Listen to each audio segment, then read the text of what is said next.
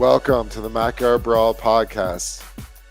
I'm Todd Worley, and joining me today, we've got Memphis Spence, but we've also got some other special guests with a huge MAC championship game tomorrow. We've got Chris Vogt joining us. He covers the Miami Redhawks for the Report Ohio. We've got Keith Hampton, who covers Ball State for the Muncie Star Press. We've got Rachel Lindsay, who covers the Buffalo Bulls for the Buffalo News. And a huge game tomorrow in Detroit. Miami squaring off against the OU Bobcats in a rematch of a game previously played this season, and we're going to dive right into it. Chris, let's get right to it. Talk to us about the matchup from Miami's perspective tomorrow. Kind of what each other brings to the table. Miami took care of business at home against Ohio, so it looks like Ohio is going to have to adjust more than Miami will, but it'll be neat to see both teams square off again for the second time this season. What's looking forward to it? Of course. What has been the key? So I know we've talked about this a few weeks ago, but Miami loses that game to Toledo to open up MAC play. Then just since then has been scorching hot. And what has been the key to Coach Martin keeping those guys together through those tough non-conference losses, through the big loss at Toledo, and now here they are on a roll? What has been the key to doing that? Yeah, that's one of the things that they kind of brought up this past week during a press conference. And Brian Ugu, he said, we pulled aside and said, hey, what do we want to be known for? What do we want to kind of make our legacy known throughout the rest of the season? And I guess that talk kind of put a little fire under them, and then that's when they ended up railing off 7 straight. But it's understanding who you are as a team. Yeah, Coach Martin will say that those first 3 games against Power 4 teams were losses, but like they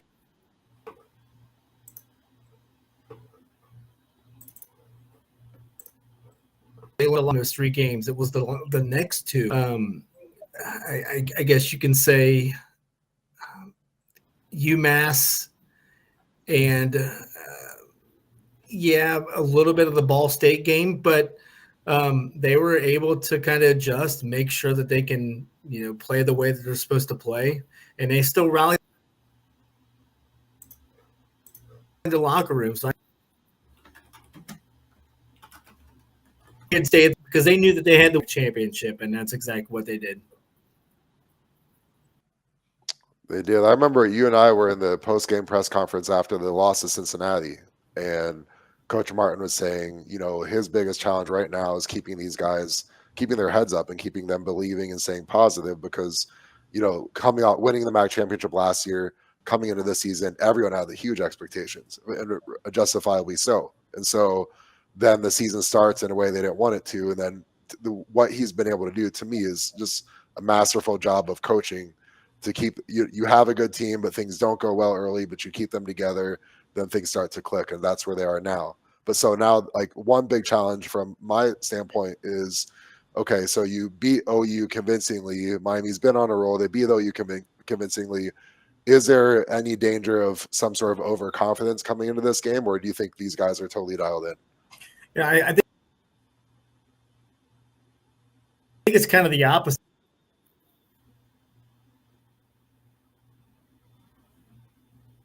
Come in, but this is a big game for them. They haven't won a MAC title in over 50 years, so I think you got to look at it from that standpoint. Miami's already been there.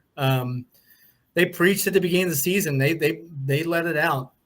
Coaches let it out. The players were They were talking about it. It's hard to win a championship twice in a row, and Miami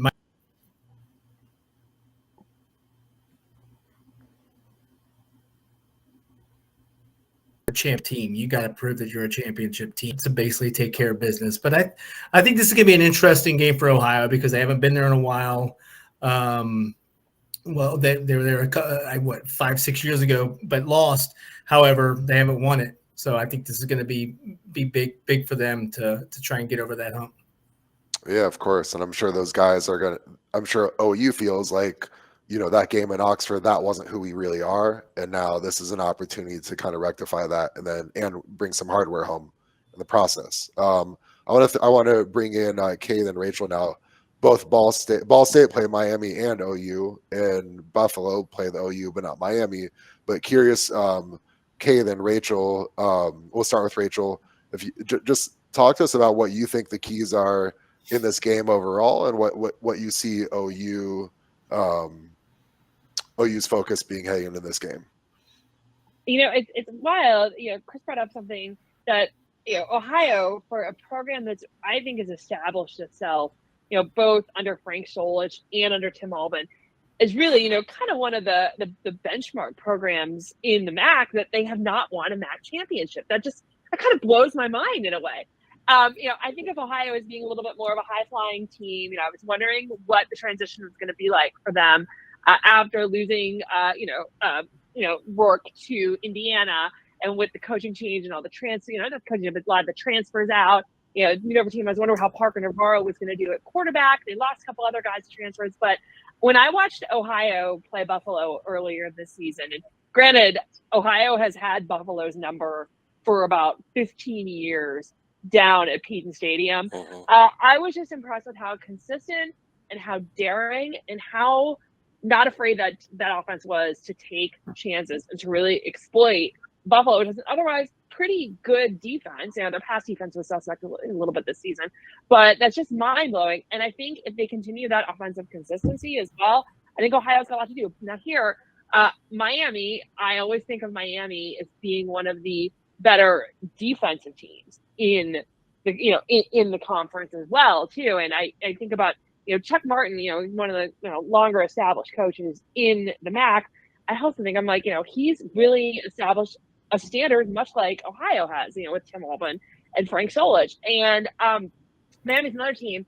I think a lot of people pick them just because they were the champion last year, but people didn't realize Miami lost a lot from last year's team, including their starting quarterback. But they had a couple of their strong defensive pieces come back as well too. I didn't get a chance to see them play this season against Buffalo, but what impressed me was that you just saw them win these consistently low-scoring, tight games where they were able to find ways to gut it out, for lack of a better term. I'm really impressed with the job that Chuck Martin's done to get this team back to the championship game. It's a great point. And I know we had Kyle Rowland from the Toledo Blade on heading into that Toledo-Ohio matchup, and he was talking about how the job that Tim Albin has done in Athens this year is incredible. Like, not obviously when you lead your team to the MAC championship game, you've obviously done a really good job. But like considering who they lost, how many G5 programs could lose a QB the caliber of Curtis Rourke and then still, playing the conference championship game that year? That's incredible. And plus all the other guys he lost. So, I mean, Rachel, I think you make a really good point about the success and continuity under Frank Solich and now Tim Albin, and that's so impressive. And Cade, Ball State obviously played OU more recently, but also played Miami shortly before that. What were your impressions of these two programs when Ball State played them? Yeah, I mean, starting with Miami, because that's who, just Ball State played first. They played Ball State. Obviously, it was the first action game of their season, and then they played, before Coach New was fired at midseason. So that was a much closer game, honestly, than I anticipated it being. I kind of thought Miami was going to come in and beat Ball State by a little bit more than they did. I think Miami was probably the best team in the MAC that Ball State had played up to that point. And, they had some pretty disappointing losses early on to the, Central and Western Michigan. So, but yeah, I mean, in that game, Miami was the Justin Bowick breakout game. I know Miami going in, I know they had a really good pass defense, but Justin Bowick for Ball State, who has, since entered the portal in the past couple of days, but he got on the field. It was his first time seeing really extended action in any game this season, and he just absolutely scorched their secondary. He was all over them. It was a very rainy game. It was late in the game in the fourth quarter. It was just really coming down. But Ball State, pretty curiously went very pass heavy in that game. And, to the credit of the, coaches and Caden Samanza, it worked very well. which I wouldn't have expected given the conditions and Miami's pass defense. But they kept it close. They were right there. They had a 2-minute drill at the end to win it, and just couldn't get it done. But as far as Ohio, they played Ball State at a very different point in the Cardinals season. They had just gotten throttled by Bowling Green the week before at home on Senior Day, and New had been fired by that point already. So they still went in there. They played hard. They played with pride, but Ohio was clearly the better team. They got out to that very fast start. Navarro looked a lot better throwing the ball than I expected him to after doing my, looking into the team and how they, operate.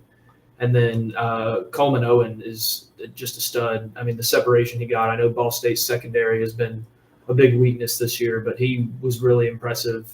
I know he was kind of questionable going into that game, but he, 1,000-yard receiver, and they've got, 2 guys who are almost 1,000-yard rushers. So, it'll be interesting to see. I think if Miami's run defense can play the way that they did against Ball State and force Ohio to throw the ball more, then they can take advantage of that. I know they got a lot of interceptions when they played earlier this season. So if they can, just win the turnover battle again, I think the Redhawks will take this one. Great points all around. And while we're at it, Chris, go back to you, Chris. What do you think are the biggest keys on the field for Miami to come away with a W tomorrow? Well, Miami's defense is going to have to be its mainstay still. On the way up here, talking to my best friend who's up here right now with he's going to be one of our photographers on the field. He's excited. Ken Bruner was talking to him. I said, you know what? If Chuck Martin, I'd like to see Chuck lead.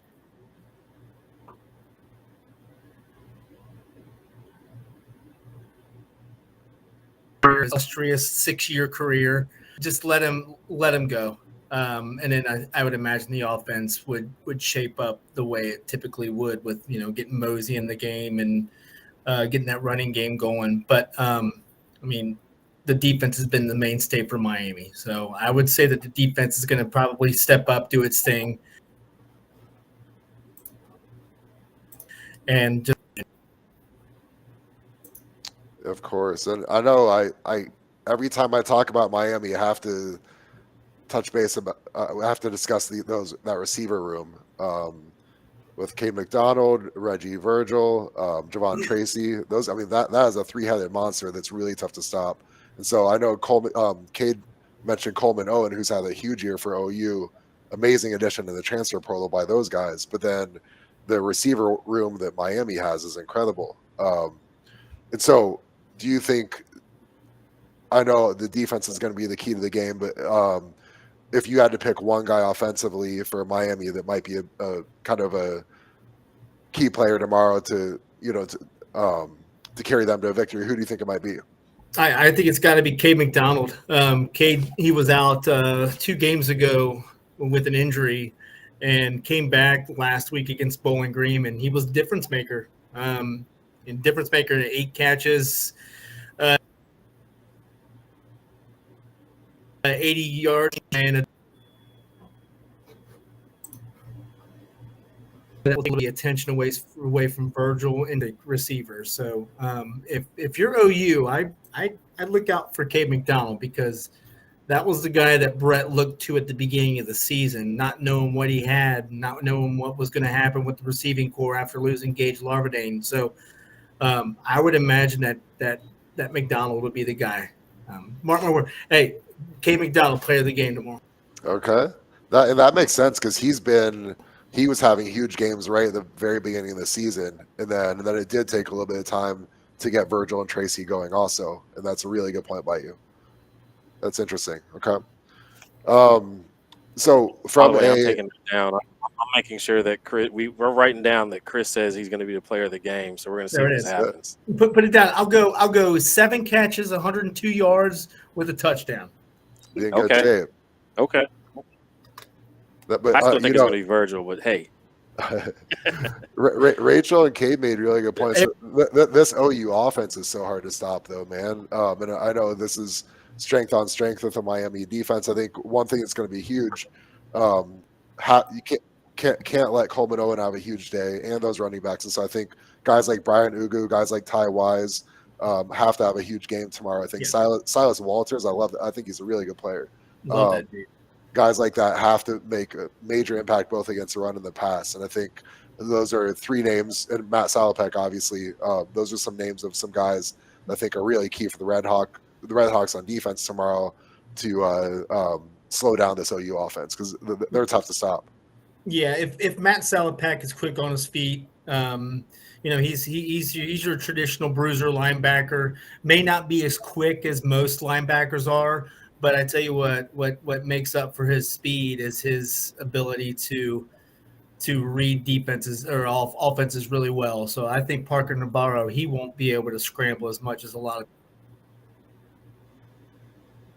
people think.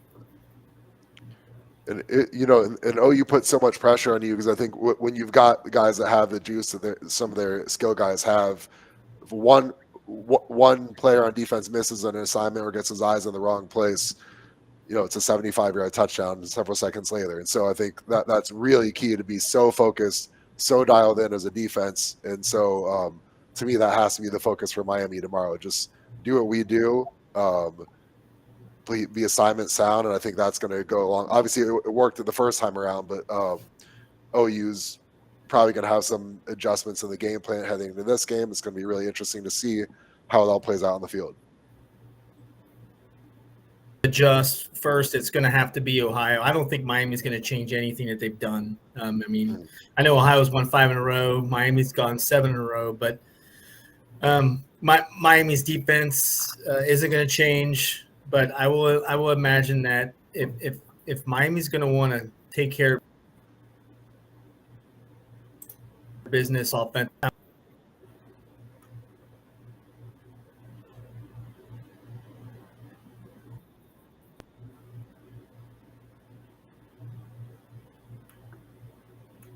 Yeah, I mean, we lost you a little bit with the audio there, but I think you're saying, put the ball in Brett Gabbert's hands and let him win this game for you. And I think that, if you're the QB, you live for these moments. There are 12 starting QBs in the MAC. The other 10 would love to be playing tomorrow. And then, but Navarro and Gabbert are the ones that get to do it. And so I think these are the moments you live for as a college QB, and you have to think that's exactly what Brett Gabbert wants. I'm sure that's what he wants. I 100% agree with you on both sides, both Parker and Brett. Definitely. I want to switch gears for a moment with you, Cade. Ball State, as you mentioned, fired Mike New recently, and then recently announced the hire of Mike Uremovich. And what can you tell us about him, about his background, about the excitement up there in Muncie? Yeah, they just introduced him officially today. They had the first press conference. Coach U, as everyone kind of calls him, Mike Uremovich, he came from Butler University. He was at the FCS level, which, very close to, it's only about an hour from here. It's over in Indianapolis, and not far at all. So he didn't really have to make a huge, move, not a super drastic change for him in terms of like scenery and weather, anything like that. He's been around the MAC before. He had a lot of success at NIU. He was the offensive coordinator there for 3 years, and they won a MAC championship with him. Kenny Galladay, his year there was under Uremovich as the offensive coordinator. So he knows how to get the best out of his players. He knows how to get the ball into his best players' hands. His other stops, I know he was at St. Francis, which is an NAIA school in Illinois. He was there for 7 years, and that program was not in very good shape when he took over. And it took him a little bit, a couple seasons to really get things going there. But once he did, they won their conference. They were in the FCS or NAIA playoffs. They upset an FCS team on the road at one point. He got that program to have, its best season in history. And then it was around that time he went back to NIU. And then at Butler, that program was also, they had won, I think, 6 total games in the 3 seasons before hiring him. And then his first year there, they won 7 games. So just an immediate turnaround. He retooled the roster very quickly. I think he got 40-something new recruits in his first season at Butler. So, and it's looking like he's going to have to, do a similar sort of roster rebuild here at Ball State with how many transfer portal entries they've had just this week. But also, they had a couple of big guys, Taron Tayo at offensive tackle, Kyle Kelly. I think both of those guys announced before the season was over that they were transferring. And then today, Tanner Koziol announcing that he is going, or I don't think he's officially announced it yet, but On3 reported it, and then Cam Pickett as well is going into the portal. So they've, their top 3 receivers are all gone, and then Vaughn Pemberton, backup running back, was in the portal as well, and Braden Sloan out of eligibility. So they are losing a lot of production. It's going to be definitely a challenging first year, I think, if they can't retain at least 1 or 2 of those guys. It wouldn't surprise me necessarily to see some of those guys come back, but with a new coach coming in, you really can't blame any of them for it. That was something that he kind of said today. He was like, he understands that he's new, and normally he wouldn't say this, but it makes sense for those guys to kind of look and see what's out there. And then, but he said, normally if someone, enters the transfer portal from his team, he is taking that as a sign that you don't want to play for us. And he's just, he's going to let you go. So, he's tough. He's confident. He's been around the Midwest for a long time, pretty much his entire career. He's coached high school in Indiana and Illinois. He's coached at the college level in Indiana and Illinois. He's rebuilt programs at different levels, NAIA to FCS, and now he's going to try and do it in the MAC and FBS with Ball State. Yeah, and correct me if I'm wrong. I thought I saw that he released the entire assistant coaching staff too, as well, right? And so we have not heard a lot of detail regarding the staff moves. Okay. Because that's kind of up in the air, and he's, the athletic director, everybody, coach. We asked about it today, obviously, at the press conference, and he's talked about working on putting a staff together. One thing he did mention is that it might take a little bit of time because some guys are actually coaching tomorrow that he's looking for. Some of the candidates he's interviewing are coaching tomorrow in conference championship games. So it'll be interesting to see, who he brings in, what kind of if he goes for a full staff rebuild, who he retains. I know he has some connections on the staff. The interim head coach, Colin Johnson, actually played football at the same high school as Coach U, and then Coach Uremovich and Jeff Knowles. He was the defensive coordinator. They've been friends, like childhood friends, I think, since 5th grade. They went to high school at Providence Catholic together, won a state championship.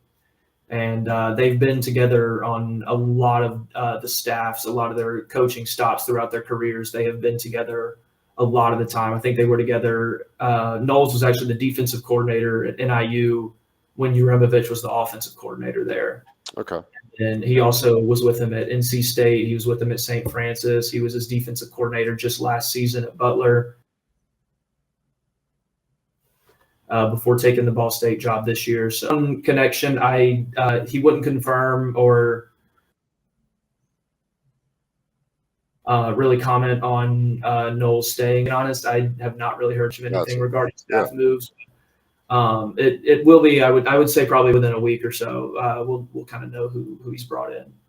Gotcha. I thought I'd seen that online report. I didn't just make that up, but it wasn't an official announcement from anybody.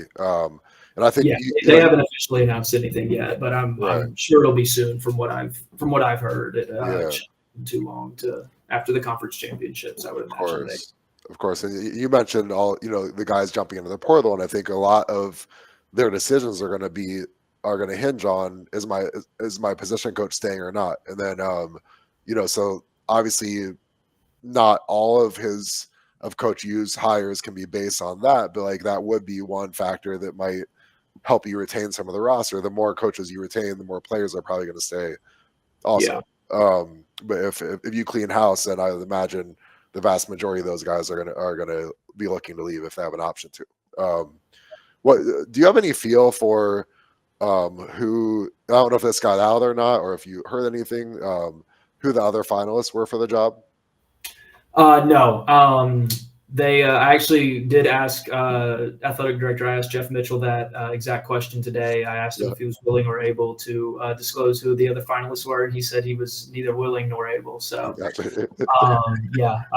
no idea there. But they did.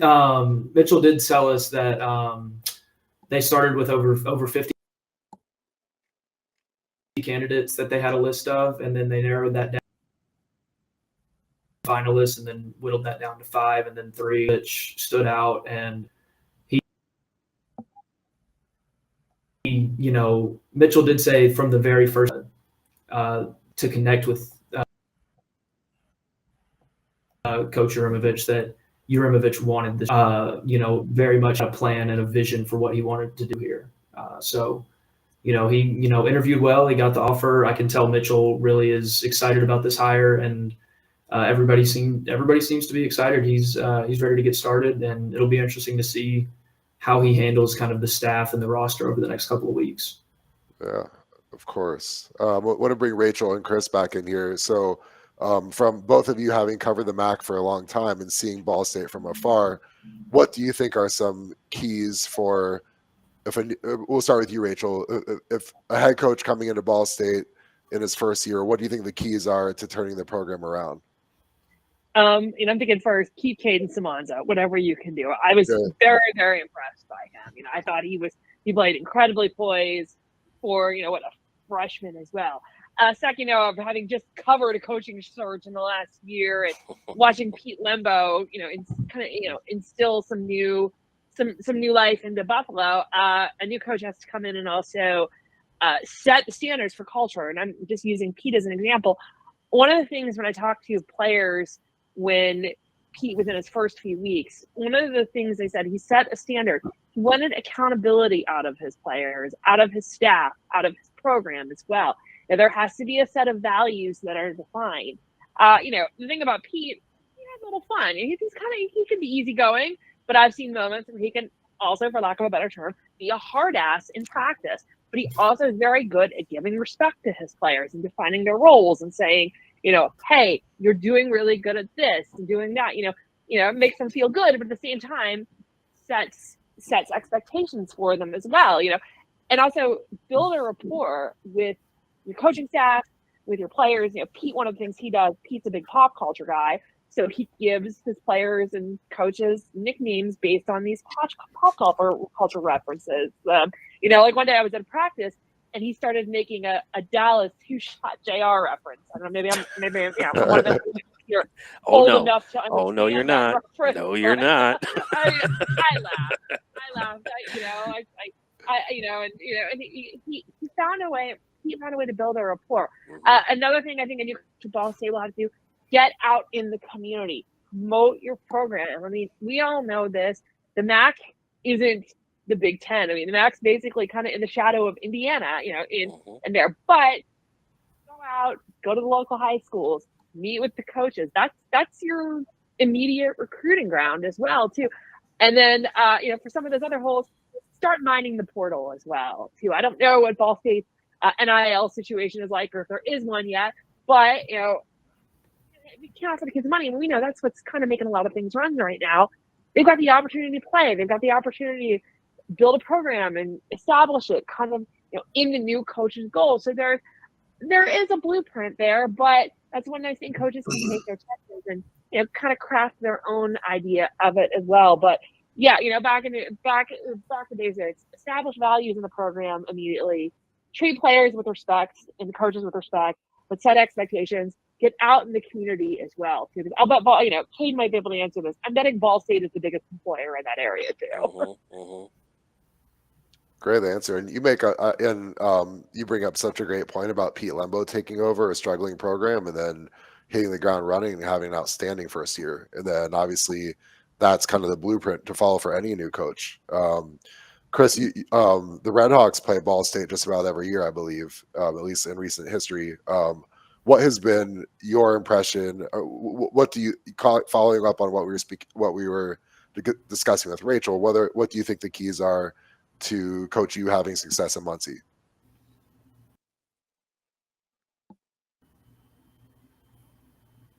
Gosh, I mean, seeing what they were able to do against Miami, I mean, just keep doing what they're doing. I mean, honestly, I mean, Cade, you've seen Ball State do a lot more.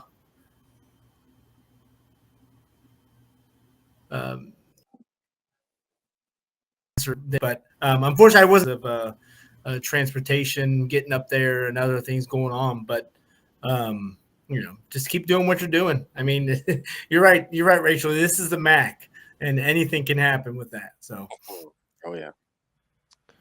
I think that program is so interesting to me. The timing, like I obviously this is why they're under the bridge now. I thought it made sense to give Mike Newt one more year. I think, yes, the record wasn't what they wanted it to be, but there were so many close games. There was so much progress. There were young players.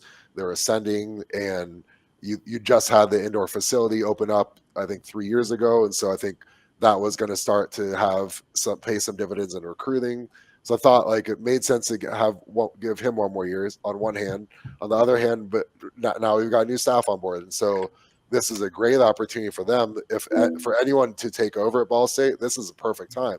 You have everything to sell. Before, when Mike New took over, they were fighting with one arm tied behind their back because they're one of the few programs, if maybe the only MAC program that didn't have an indoor facility, and so an indoor practice facility. And then now that they do, I think that's a huge advantage. And so it'll be really interesting to see how Coach Yu and his new staff can do recruiting, and if they can carry over the recent momentum in terms of bringing in young talent that Mike New's staff did. I think that the signs could be pointing in the right direction then. Cade, what have any of the players or coaches talked about the addition about the importance of having that indoor practice facility for recruiting? Well, like you said, it kind of has been a couple of years now since they've had a talking point really here anymore. And, I've only been here around for the one season. So I honestly can't say that they've really, talked too much about it as far as a recruiting tool. I'm sorry. I can't really recall them ever bringing that up. No, you're good. I just think that is in the long run. I think that's going to be that will have been a key to their long-term success, and I think it's a really good opportunity for Coach Yu to build on that moving forward. So absolutely. And if I can echo what Rachel brought up about Caden Samanza, I was also incredibly impressed with him. I mean, obviously, Tanner Koziol breaking records and playing as well as he did. He was kind of the star of the show. But, I mean, someone's got to deliver that ball to him. And, the way Samanza, just carries himself on and off the field, the chemistry he was able to develop with so many different receivers this year. They dealt with so many injuries in the receiving core, with Justin Bowick being out for most of the season, Ty Robinson getting, coming back from an injury and then almost immediately getting injured in the very first game he got injured, missed a couple games, and then it was like 2 games after he came back, he was injured again. But Cam Pickett stepped up, Kean Magwood stepped up, Malcolm Gilley stepped up. They had a lot of guys, that were just kind of exchanging roles that year. And the whole time, the one constant was Samanza was getting the ball out. I mean, the offense really never faltered until the end of the season. And that was, post new. So it was very.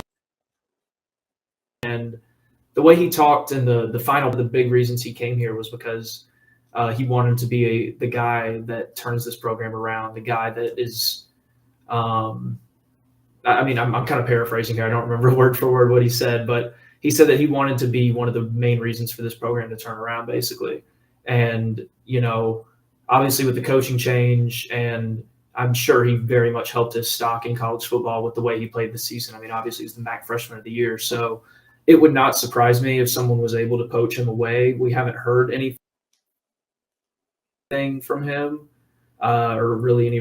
He loves, this program. I know if the coaching staff changes, if there's something that he doesn't like, again, it wouldn't surprise me to see him go in the portal, and whoever, if that is the case, wherever he winds up, wherever he is playing football next year, is going to have a pretty damn good quarterback. He was, just very impressive for a young kid like that. Of course, I almost see him as like the poster child for the MAC because he's from California. Correct me if I'm wrong, right? And, yeah, he is. And you have to think all the colleges that looked at him were saying, "Yeah, we like you as a passer, but you're." And this may not even be accurate. He's listed, I believe, at like 5'11", 195, something like that. Maybe, so he may actually be shorter or lighter than that. So what I was saying is, I would imagine that most schools were saying, "Yeah, we like you as a passer. You're a little small. There's this other guy who's 6'3", 205, and we're going to go with him instead." And then so to me, a guy like Samanza, you can see that chip on. I've never met him before, but just watching him play, I think you can almost sense that chip on his shoulder of like, man, all these people doubted me, and I'm going to make them all pay now. And so I love that he was able to have, like you said, with so many moving parts, with a coach on the hot seat, he never faltered, man. And they might have lost some games where they were in a lot of shootouts, and he was keeping them alive in those shootouts. And so, a really fun player to watch. And I hope for the conference's sake that the Cardinals are able to retain him moving forward.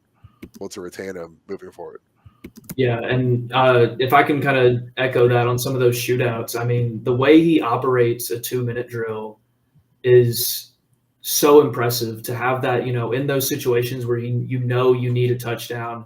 I'm probably taking this kid over any quarterback in the MAC.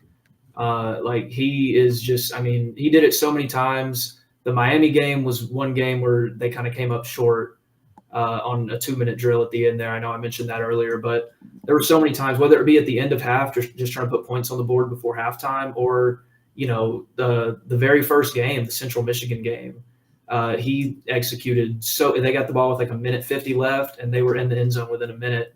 But 50 seconds, it ended up being too much time on the clock for the defense at that point, which, was a tough scene, was a crazy game to cover, crazy game to watch. But he made some really impressive throws throughout the season. And just, like I said earlier, the way he carries himself, he's a stud. I know CBS Sports during I think it was the Buffalo game, they called him the Drew Brees of the MAC. And I think, my mom's a Saints fan, and I think Drew Brees is a name that you don't really throw around lightly. So I thought that might have been a little too much, but also, talking to Tanner Cozy all this season, he played in high school with JJ McCarthy, actually. And so he compared Samanza to JJ McCarthy. They kind of have a similar, swagger to them. They're, both not really the biggest guy, but they make the quick throws. They throw with anticipation. They throw their guys open. So and they just have that kind of confidence and swagger to them. So it's, I thought that was a much better comparison that I heard this season. But yeah, I mean, the kid's a stud, end of the day. Completely agree with all of that. And Rachel, I finally made it. So. Yeah, back on board. So I want to tie you back in here. So we were talking about how it's unclear as of this moment which, if any, of the assistant coaches Coach U is going to retain at Ball State. When Pete Lembo took over at Buffalo, what was that? Did he retain any of the previous assistants, or yes, what was it? It was weird because Maurice Linguist had just hired Dave Patnode as offensive coordinator. He just brought in Ray Pickering as the running backs coach. I think he hired one more person and then left for Alabama. I mean, caught everybody by surprise. And I know among staff, remember the day Pete was introduced as head coach, going into the introduction, you saw some of the coaches were kind of laid back, relaxed. I remember one specific coach, just the look of concern on his face. It's a tense time.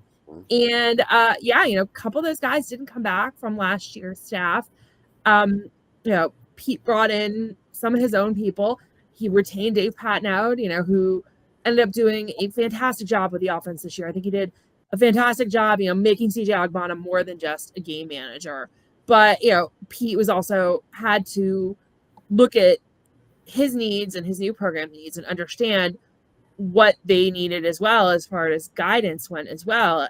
So it was a very, very tense time. And it was one of these. It was a very quick evaluation process, and it's and even now it's still fluid. I mean, the special teams coordinator Tyler Hancock, who was brought in January, is no longer with the program. So Pete says they're going special teams by committee right now, and not going to pick a new coach until after the bowl game as well too. So, but it's also time where, as you know, in college football, we're seeing a lot of transition, a lot of turnover, a lot of staff changes as well. I even joked to someone the other day, I'm like, God, is Tim Albin going to be at Ohio after the MAC championship? We don't know. So, Pete was very deliberate, but very diligent as well, and was, very smart in piecing together who goes well and in making and in retaining a lot of, about 3 or 4 of those coaches as well.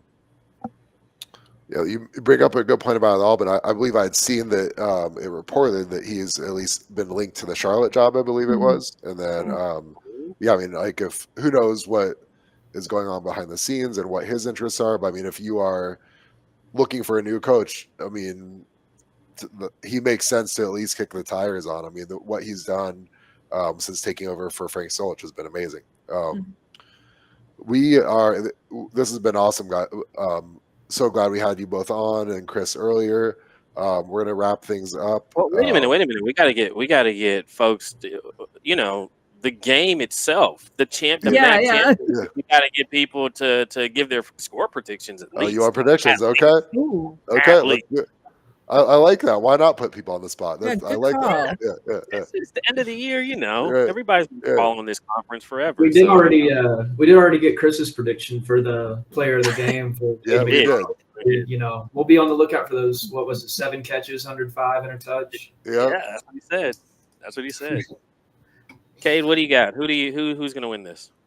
Oh man, I mean, I feel like the way Ohio's defense has been playing, I know we kind of talked about their offense and Miami's defense a lot. I feel like we didn't really touch on Ohio's defense.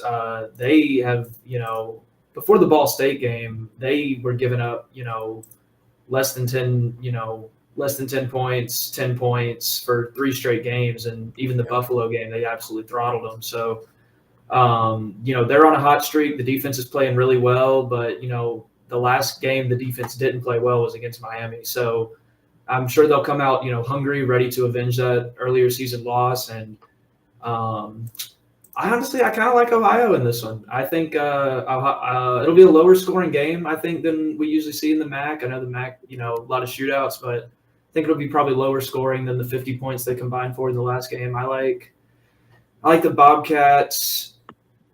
Let me say close game, 23-21. Okay. Rachel? Okay, I agree. I think it's going to be a close game. I'm going to go the other way. I'm going to go Miami. I have just been so impressed by Miami's defense over the last 2 seasons. You've got Ugu on the front line. You've got Matt Salopek. You've got these 2 great guys in secondary, Silas Walter, and I'm going to butcher his name, Rayon Strader. I'll probably pronounce it wrong. They've combined for 20 pass breakups or passes defended. It's really impressive for them as well, too. Ohio's defense, they're almost a no-name defense outside of Bradley Weaver, who's one of the sack leaders in the MAC.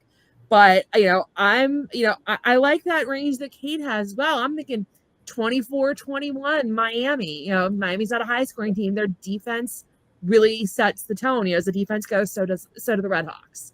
And I want to see Brett Gabbert, go out in his 12th year with a win as well. Why not? It's like a running joke. I even said to him, I said when I saw him at the MAC Media Day earlier this year, I even said, "So what is your 11th year at Miami? I feel like I've covered you since I got here." So I'm gonna go 24-21 Miami. 24-21 Miami. Okay.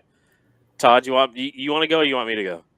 Ooh, it's hard, man. So they already played once. Miami beat them handily. And what was surprising for me going into that game is I thought Miami could win, but I thought it was going to be a really close game either way. And I was really surprised to see Miami distance themselves like that in that game. So then both of these teams are on a roll. I mean, you love the fact that Miami just went up to BG with everything on the line and they got a big win, played really well in doing so. But then OU went up to Toledo in a monster game a few weeks back and beat them handily. So I do think it's going to be close either way. If I had Oh man, this is hard. This is a hard one. I'd probably give. I think Miami has a little bit more depth in terms of playmakers, which may make the difference at the end. And they've got a kicker that's made some huge kicks earlier in the season with games on the line. So I'm thinking it's a close game. If I have to give an edge, I'm going to say Miami wins a close game, something like 19-17, somewhere in that range of what you guys were saying. But I mean, these are two really good teams that have earned it. They both deserve to be here, and it should be a heck of a matchup tomorrow. I love the shout out to the special teams. Yeah. Oh yeah. The special teams is going to definitely be all over this one, guys. I'm going Ohio. I think Tim Alvin. I think what happened in what we saw last game, where it was 30-20. I think Miami played their hand. I think Ohio knows exactly what they're going to do and exactly how to stop it now. And that defense is playing really good. Over the last 7 games, 6 of those 7 games, the winning team had to score 30.